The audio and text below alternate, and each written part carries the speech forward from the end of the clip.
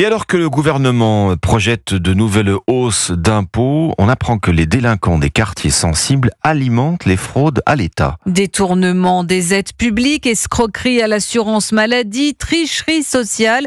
La liste est longue et la facture est salée. William Molinier, la fraude à l'État par la criminalité organisée, ça se chiffre en millions, voire milliards d'euros chaque année, William. Le trafic de stupéfiants n'est pas l'unique source illégale de revenus des délinquants des quartiers dits sensibles. Il y a aussi le détournement des aides publiques. On parle là par exemple des fonds de l'assurance maladie, des aides publiques aux entreprises ou des crédits d'impôt aux particuliers.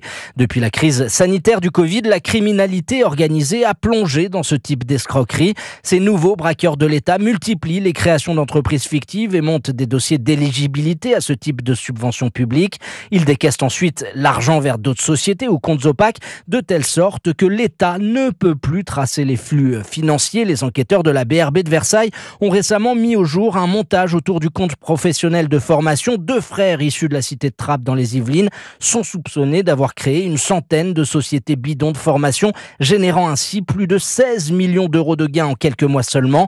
Ces faits ne sont pas isolés et se multiplient en France. Le Haut Conseil au financement de la protection sociale estime le montant annuel de la fraude sociale en France à plus de 13 milliards d'euros. William Molinier.